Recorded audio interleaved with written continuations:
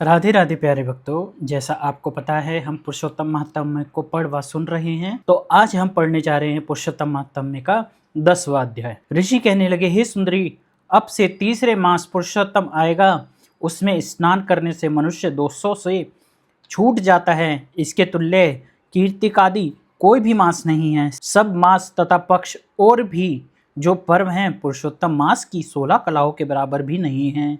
12,000 वर्ष गंगा में स्नान करने से जो फल मिलता है और सिंह के बृहस्पति में गोदावरी गंगा में स्नान करने से जो फल मिलता है, वही फल कहीं भी पुरुषोत्तम मास में एक बार स्नान करने से प्राप्त हो जाता है। यह श्री कृष्ण का प्रिय मास है। इसमें स्नान, दान, जप आदि करने से सब मनवांछित फल की प्राप्ति होती है। इसलिए तुम भी पुरुषोत्तम मास की सेवा करो। मुनिराज कन्या को ऐसे वचन कहकर चुप हो गए। श्री कृष्ण कहने लगे, हे अर्जुन, मुनि के वचनों को सुनकर भावों से प्रेरित होकर वह मूढ़ बाला क्रोधित होकर बोली, हे ब्राह्मण, मुझको आपके वचन ठीक नहीं लगे। मेघ आदि मास किस प्रकार थोड़ा फल देने वाले हैं और कार्तिक आदि मास को कैसे कम कहते हो? क्या सेवा किया हुआ बैसाख मास इच्छित फल नहीं देता? यह मलमास सब कर्मों में निंदित है। हे मुने, सूर्य कांति से रहित मलमास को आप कैसे श्रेष्ठ कह सकते हैं?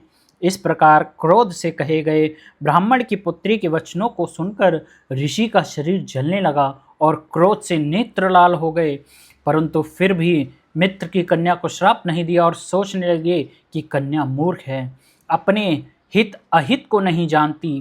पुरुषोत्तम का महात्म्य जो बड़े बड़े ज्ञानी भी नहीं जानते, तो कम बुद्धि वाले पुरुष और कन्याओं को कैसे जान सकती हैं? और यह बिना पिता की कन्या दुख रूपी अग्नि से सुलगती हुई मेरे अत्यंत उग्र श्राप को कैसे सहन कर सकेगी?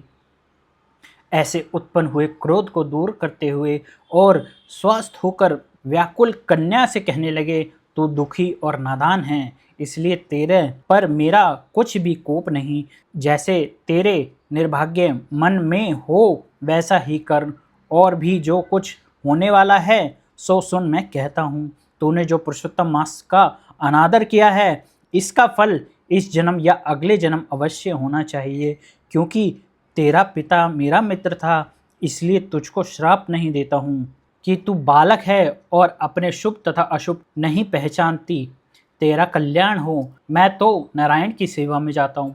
श्री कृष्ण कहने लगे कि ऐसे कहकर वह महाक्रोधी तपस्वी मुनि झटपट चले गए और उसी क्षण वह कन्या पुरुषोत्तम के प्रभाव से कांतिहीन हो गई और अपने मन में विचार करने लगी कि तत्काल फल देने वाली पार्वती पति श्री शंकर की आराधना करूंगी। ऐसा निश्चय करके अपने आश्रम में आकर वह कठिन तप करने की इच्छा करने लगी। सूत जी कहने लगे, तथा बहुत फल वाले विष्णु और सावित्री पति ब्रह्मा को छोड़कर अपने आश्रम में केवल भगवान शंकर की सेवा में लग गई। तो प्यारे भक्तों, ये था पुरुषोत्तम महात्म्य का अध्याय 10। मैं आपसे पुनः विनती करूंगा कि आप ये पुरुषोत्तम महात्म्य का अध्याय अपने दोस्तों और परिवारों के साथ ज़रूर शेयर करें, ताकि उनको भी इसका पूरा फल मिल सके। तो हम मिलेंगे एक नए अध्याय के साथ, तब तक के लिए राधे राधे।